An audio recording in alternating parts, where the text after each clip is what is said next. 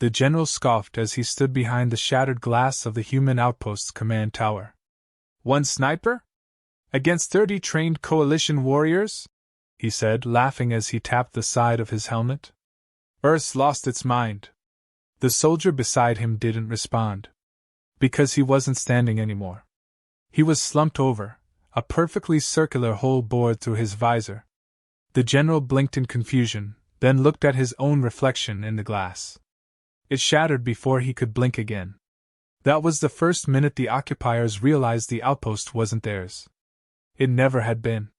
The wind howled across the sharp cliffs surrounding Outpost Halo 5, the once bustling scientific research station on Arvon 9, now nothing more than a seized tactical point. The occupiers, a coalition raiding unit composed of 30 elite soldiers and a field general, had taken it easily. There were no soldiers stationed there. Only scientists. Only doctors. Only civilians. The blood had dried by now, the hallways sanitized of what remained of Earth's presence. The coalition's banners fluttered from antennae and overhangs like trophies. No one expected resistance. Earth was far from here, slow to respond, and fractured across sectors. Or so they thought. General Cravish paced the ruined communications center, muttering in annoyance. "We've been here 3 days. Still no Earth retaliation.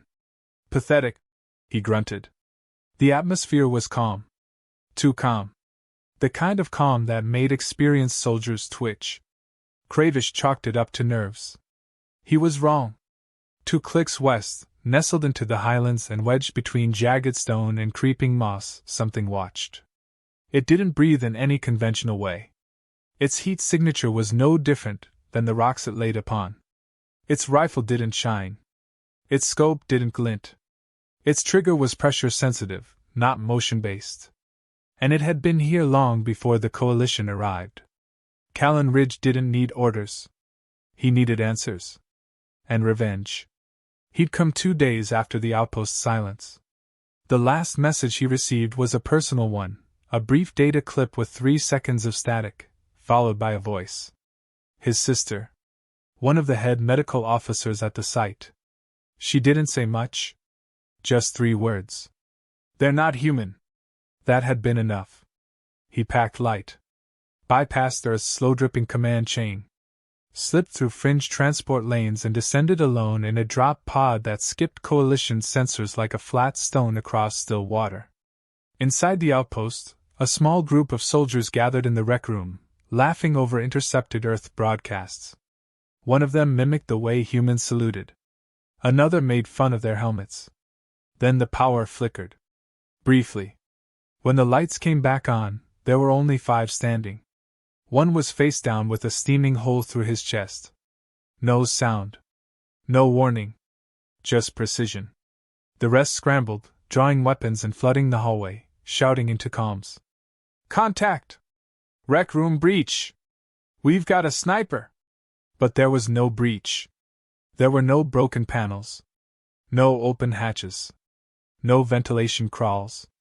Just one body cooling on the floor and no window broken. Panic set in quickly. General Cravish activated the outpost lockdown, sealing outer doors and initiating thermal drone patrols. "I want that shooter found and skinned alive!" he roared. The first drone took off into the misty jungle, scanning for human heat signatures. 17 seconds later, its feed turned static. Engineers tried to reconnect. They didn't have time. A second drone launched. Same result. The feed went black. The launcher exploded. No one saw the shot. Callan didn't hate these soldiers. He didn't know their names. He didn't care to. They'd murdered people who never held weapons. Scientists. Botanists. His sister. That was enough. He moved like a shadow against rock and branch, his suit adapting hue and density to the environment with every breath. The rifle he held wasn't standard issue. It was a custom-built magnetic coil rifle with atmospheric dampeners and a sliding bolt chamber that eliminated discharge noise. Every time he fired, the only one who knew was the target. Down below, the soldiers formed squads and took positions on rooftops, decks, and balcony rails. One set up an anti-personnel cannon at the southern wall. They were waiting for an approach. Callan didn't approach. He watched. He listened. He let their voices run through his calm scanner like music. He liked hearing them panic. It told him they were still human enough to fear. Hours passed. Another soldier disappeared during a perimeter walk. This time, no shot, no sound. Just gone. Cravish began accusing his own men of cowardice or desertion. He sent 3-man patrols into the jungle to sweep the cliffs. Only one came back. Crying. With blood on his boots. He couldn't explain what he'd seen. Callan hadn't meant to make it a game. But he understood that fear did more damage than bullets. Let them wonder. Let them stare at the treetops and see shadows where there were none. Let them jump at the flutter of leaves or the creak of old metal. The more they feared the unknown, the more he became it. Late into the night, the Coalition's communication relay buzzed to life. They were trying to reach command. The message didn't go through. Instead, a new signal played. One they hadn't sent. It was a local loop, hijacked from within. The screen flickered. A single message in red appeared across every console in the base. "This is not your outpost." Then silence. Callan exhaled once. Slow. Calm. He watched the chaos unfold through his scope, his eye tracking the general as he ordered his troops into tighter formation. That was fine. He liked it when they clustered. It saved him time. His finger touched the trigger, slow as glacier drift. Another life erased. The Coalition outpost wasn't under attack. It was being hunted. And they had no idea how many were coming. Only one. And he was already here. The morning came without sunlight. The planet's thick clouds refused to part, casting a dull gray blanket over the cliffs surrounding the outpost.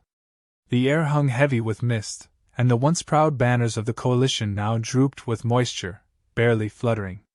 Inside the outpost, the tension was slicing through every hallway like a wire. Soldiers spoke in hushed voices. No one stood near windows. No one volunteered for perimeter shifts. No one made jokes anymore. They had all seen enough to understand the truth, even if they didn't say it aloud. Something was out there, and it wasn't going away. General Cravish didn't sleep.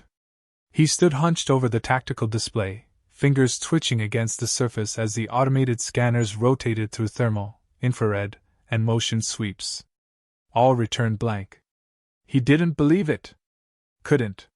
The man, or thing, out there had killed 6 soldiers in under 12 hours and disabled 4 drones. No body had been found. No trail. Not even footprints.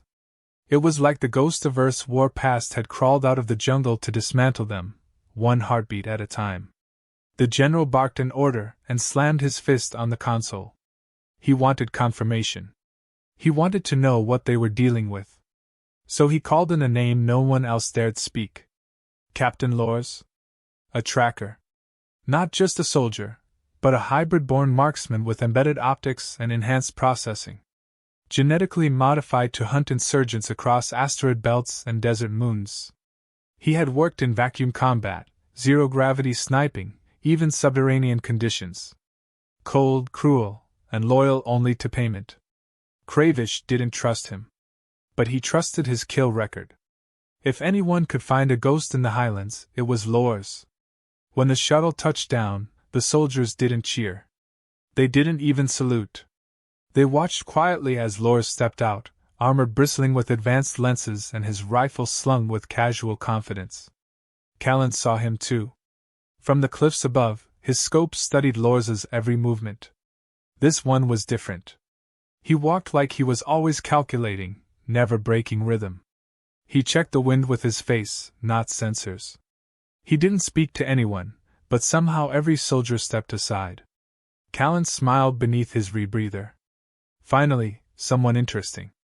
He adjusted his position slightly, letting the stone and moss shift against his camo. He didn't fire. Not yet. The dance had just begun.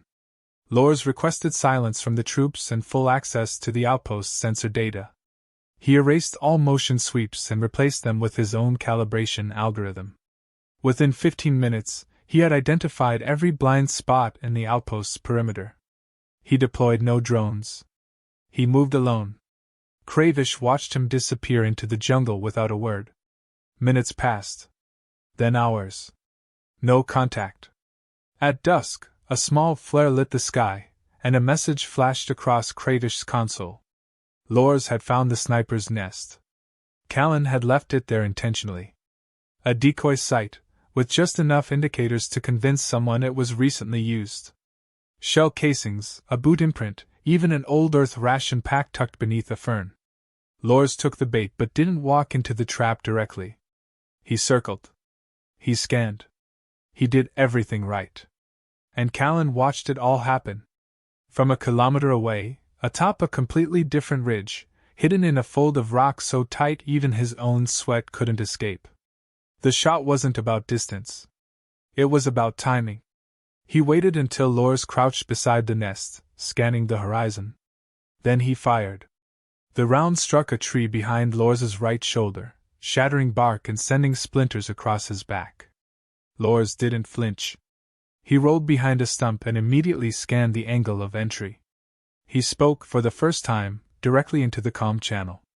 He addressed Callan without knowing his name. That was a mistake.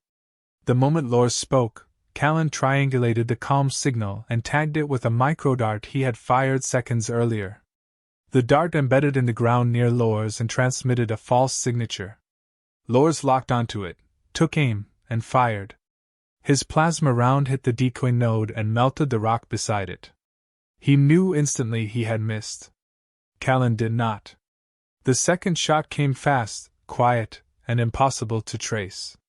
It didn't strike Lors. It struck the energy pack on his hip. The shot didn't kill him, but it fried his optical implants and detonated the thermal stabilizer, sending him tumbling backward with a cry that echoed across the trees. Cravish heard it over the open channel. Then static. Then nothing. The soldiers in the outpost began to panic. If Lors couldn't find the sniper, what chance did they have? The general, furious and red-eyed, slammed shut the comms and stormed out of the command center. He barked orders. Set up infrared mines. Station guards every 20 feet. Activate the auxiliary defenses. This was no longer a patrol operation. It was war. But no one wanted to fight it. Callan watched them scramble like ants from above. He wasn't surprised by the chaos. He was counting on it. The more they feared shadows, the less they looked at what mattered. He sent a final message that night. A short burst of light across the ridgeline that spelled out a code only Earth units would recognize. A memorial signal. 3 flashes. Pause. 1 long beam. It meant, fallen, but not forgotten. Inside the outpost, a junior engineer saw the light and broke down. Her brother had been one of the scientists stationed there. She hadn't even known he was dead. She collapsed to her knees beside a corridor wall, whispering his name. No one spoke to her. The silence inside the base was now louder than any siren. Cravish stood alone in the tower again, staring out into the gray night. This time, he didn't speak. He didn't mock. He simply waited. Somewhere deep inside, he realized something crucial. The sniper wasn't waiting for backup. He was the backup. And the longer he stayed quiet, the fewer of them would make it out alive. The outpost smelled different now. It was no longer the scent of metal and sterilizers and synthetic food packs. It reeked of sweat, gun grease, burnt plastic, and the quiet, sour stench of fear. Soldiers no longer walked the halls with confidence or purpose. They shuffled, moved in pairs, glanced over their shoulders at every flicker of movement. The jokes were gone. The music had stopped. The base was under siege, but no walls had been breached. No armies stood outside. There was only one man out there, and somehow that was worse. Callan hadn't fired a shot in 18 hours. He didn't need to. He was already inside their heads. Every movement he made in the jungle was calculated to stir panic. A dropped helmet here. A scratched word on a wall. Footprints leading in a circle that ended with nothing. Every soldier read these signs and drew their own conclusion, and that was exactly the point. When they didn't know what he was doing, they imagined worse. They imagined everything. General Cravish sat alone in his quarters, hunched over a data terminal with trembling fingers. He had replayed Lors's final transmission at least 30 times, trying to find a mistake, a clue, anything. But the video ended with static and a brief flash of light that wasn't even aimed at Lors. It was for someone else. A signal. A message. Cravish now understood something he hadn't before. The sniper wasn't just attacking their outpost. He was mourning someone. And that made him dangerous in a way Cravish had never prepared for. Vengeance was patient. It didn't need sleep. It didn't follow rules. That night, a scout team of 3 attempted to flank the cliffs under cover of thermal suppression cloaks. They never reached their destination. The last thing the base heard from them was a short, frantic whisper over comms saying they'd found something. The signal cut out halfway through a sentence. The next morning, one of their helmets was discovered hanging from the northern floodlight pole, spinning slowly in the breeze. There was a single bullet hole through the forehead. No blood. No body. Just the helmet. Cravish didn't send anyone to retrieve it. He didn't want to lose more men. By midday, the outpost's morale had begun to crack. A junior officer punched a senior in the middle of the mess hall over an accusation that he was secretly signaling to the enemy. A medic locked herself in the infirmary and refused to open the doors. Someone fired a shot into a ventilation pipe after hearing movement that turned out to be rats. Cravish tried to reassert control, barking orders, threatening punishments, but the discipline was gone. They didn't see him as a leader anymore. They saw him as a target who hadn't been hit yet. Callan observed the psychological breakdown with grim focus. He wasn't celebrating it. He didn't find joy in their panic. But he understood it. The occupiers had come expecting submission. Instead, they had entered a hunting ground. One they didn't control. One they didn't even understand. He had learned these tactics years ago, not from books or war games, but from watching predators in the wild, Terran wolves, Arctic snakes, even jungle mantises. The most dangerous weapon wasn't the gun. It was silence and time. As night fell again, Callan shifted positions to the far ridge, overlooking the central communications tower. He hadn't targeted it yet. It was well guarded. Too obvious. But that wasn't the point. Tonight, he didn't want to destroy the tower. He wanted them to think he could.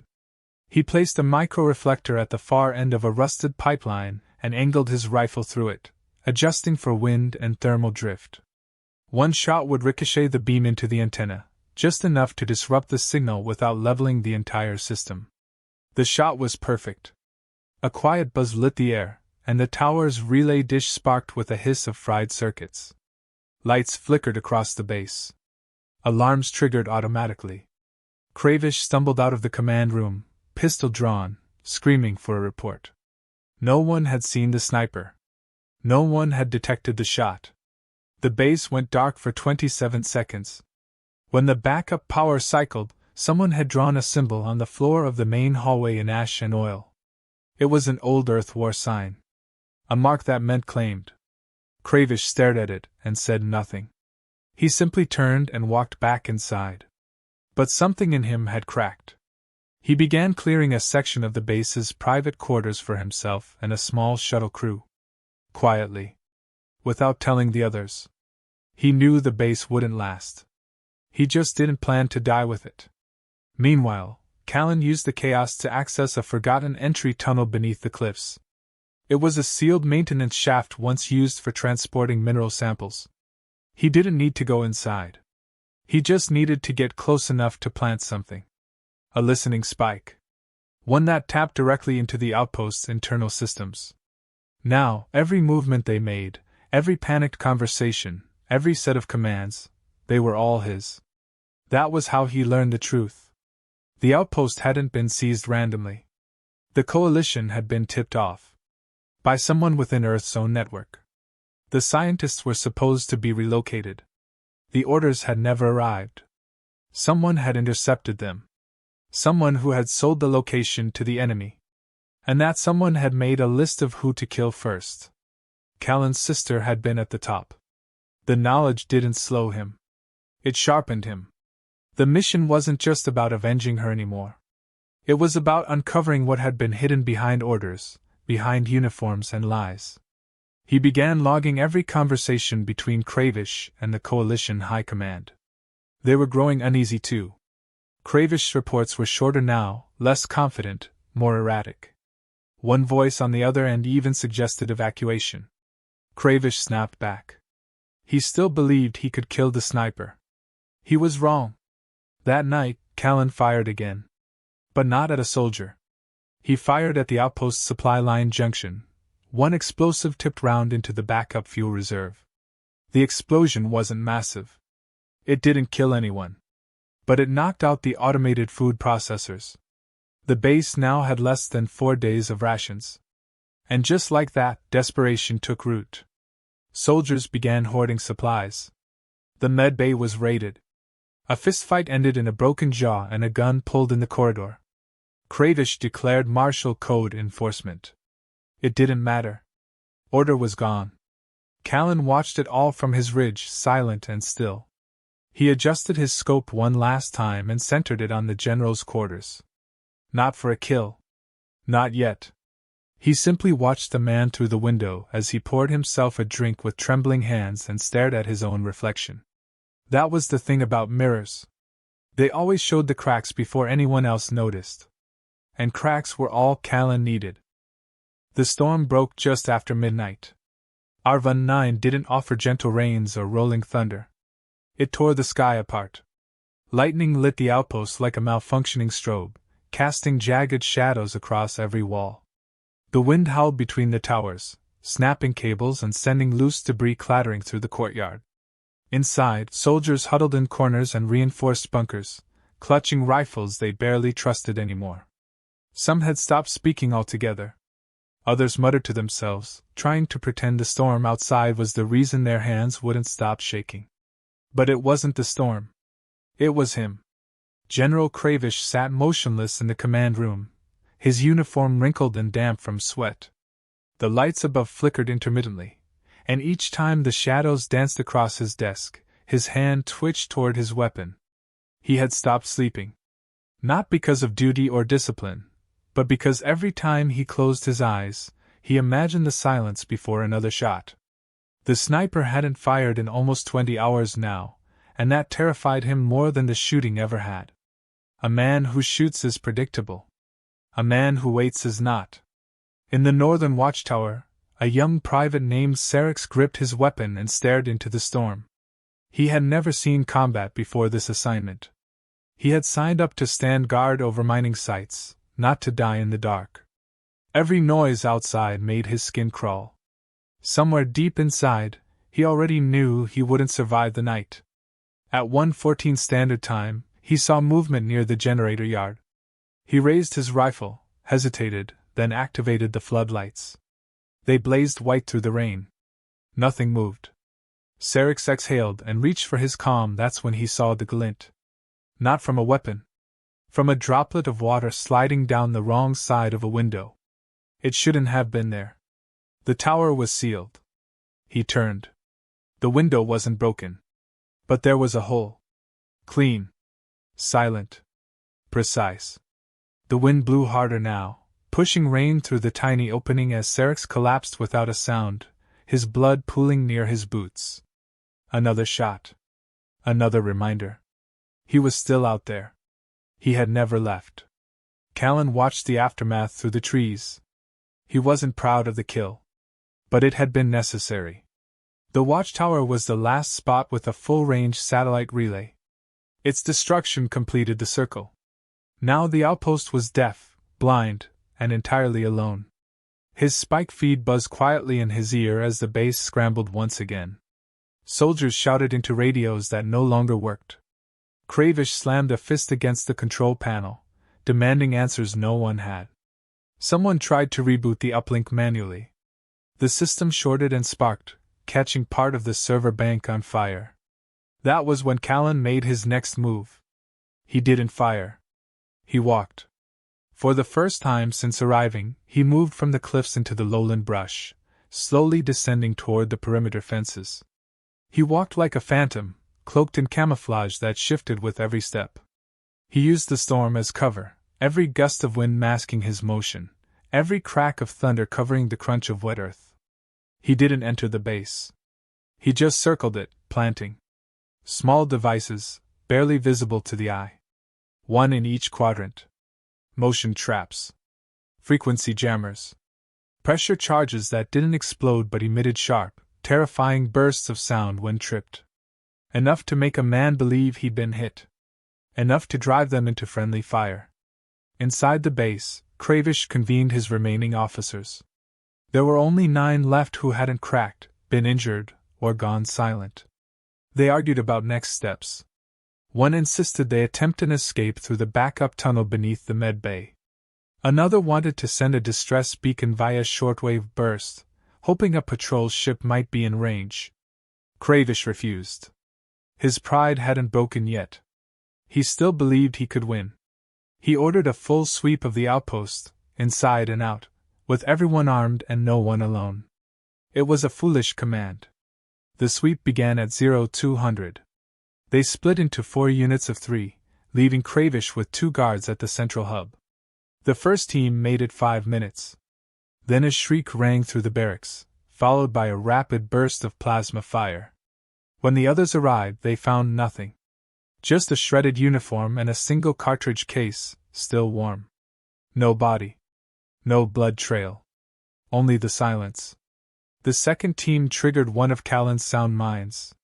The blast disoriented them so badly they turned on each other. One died instantly.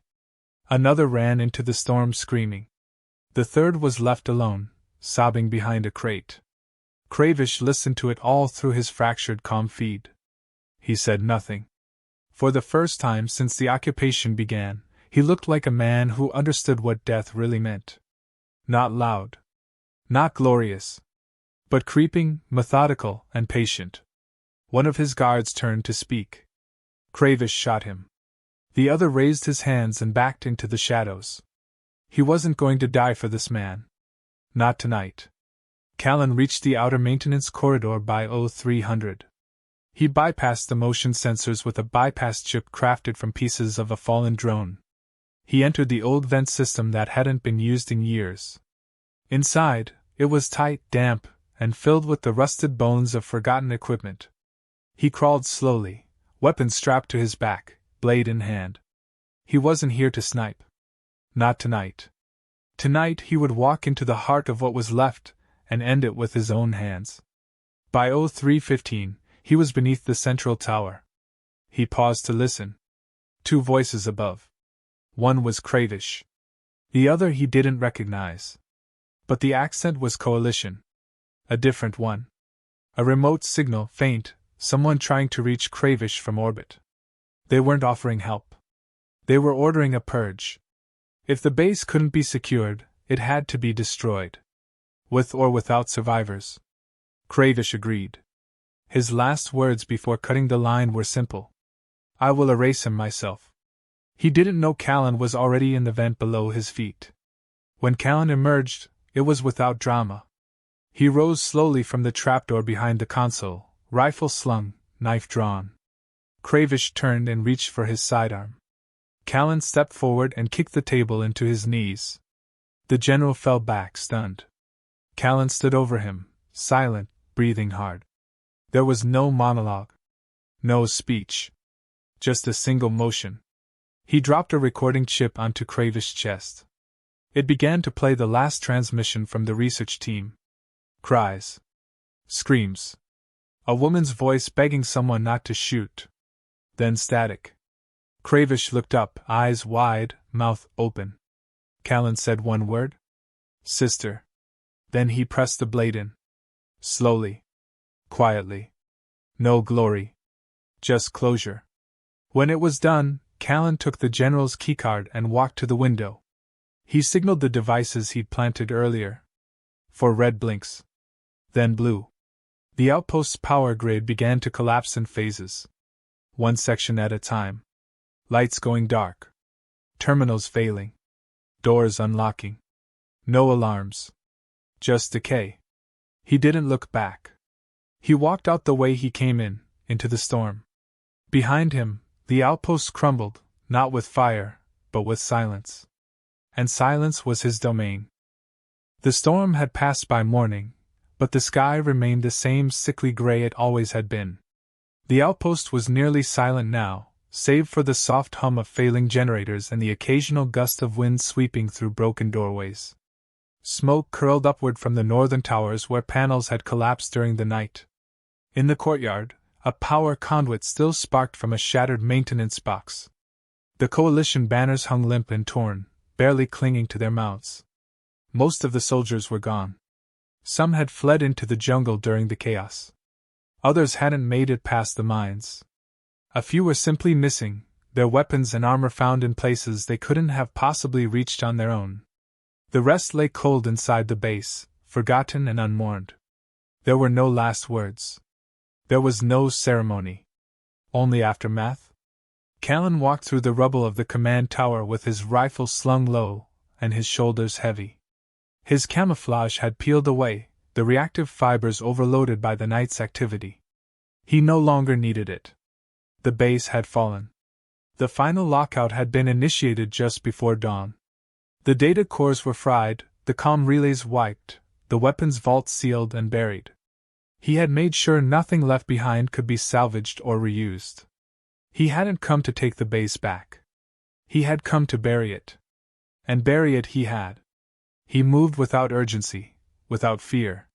There was no enemy left to hide from, and no allies waiting for him.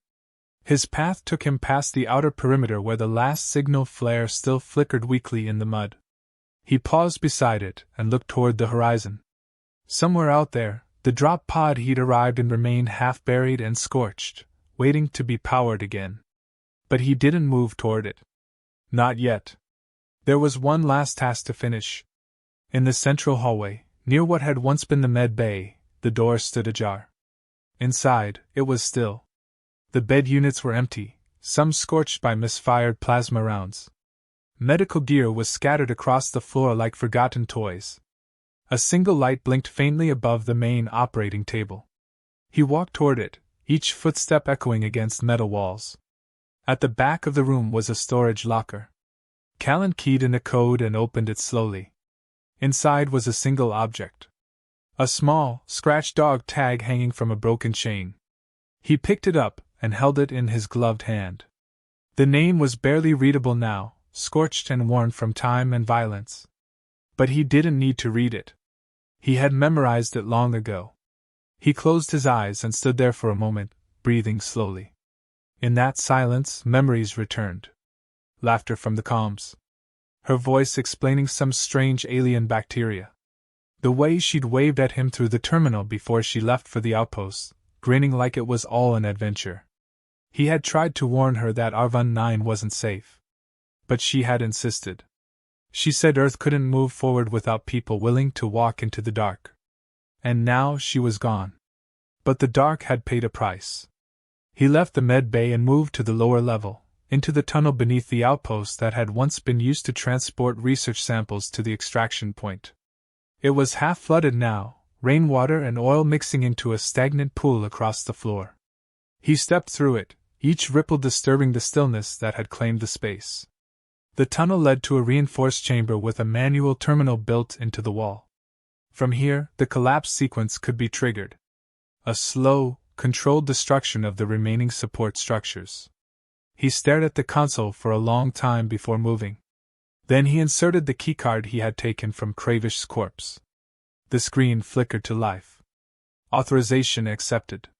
Sequence primed. He didn't activate it immediately. Instead, he opened the comm channel one last time. Not to Earth. Not to the Coalition. Just a short-range burst signal, encrypted and buried in an old Earth military frequency. A voice-only message, short and direct. Outpost Halo 5 is no longer operational. All assets neutralized. No survivors. No recovery advised. Repeat. No recovery advised. He ended the transmission. No return would come. Earth Command had likely written him off. He hadn't operated under any authority. His presence on Arvon 9 was unofficial, unsanctioned, and entirely personal. He didn't expect to be welcomed back. That was fine. He hadn't come for glory. He hadn't come to be remembered. He had come for one reason, and that reason now rested inside his chest like a cold stone. He triggered the collapse sequence. Above him, deep vibrations rolled through the structure. Support beams began to groan. The walls hissed as pressure valves released. The system was designed to implode cleanly, burying the lower levels under hundreds of tons of rock and debris. It would be weeks before anyone could even identify the remains. He turned and walked back through the tunnel, water sloshing gently behind him. As he emerged onto the surface, he didn't look back. The jungle greeted him with open arms. Vines and branches shifted gently in the wind, hiding the trail as soon as his boots passed over it. He moved with the weight of finality, deeper into the green, into silence. No one would follow him. There was nothing left to find. Somewhere far above, a coalition frigate picked up the last echo of his message. The commander read it twice before locking it behind a security clearance wall. A silent acknowledgement passed through the bridge. They would not investigate Arvon 9. Not for now. Not ever, if they could help it. Too many resources lost. Too much unexplained. Too much death. It wasn't worth it. And far away, in an unmarked cabin deep in Earth's frozen north, a woman sat alone, reading a message that had just arrived. No source. No trace. Just a name and a single sentence. It's done. She smiled through her tears and stared out at the snow. She had been the one who forwarded the last message. The one who made sure Callan knew what happened. She hadn't spoken to him in 5 years. But she knew, once he read it, there would be no stopping him. In the end, Earth didn't need a fleet. It didn't need a strike team or a full deployment. It had sent one man. One sniper. And that had been enough. Because revenge doesn't march in numbers. It whispers from the hills and waits in the dark. And when it comes, there is no banner, no anthem, no warning. Only the silence between shots. And the cold that follows.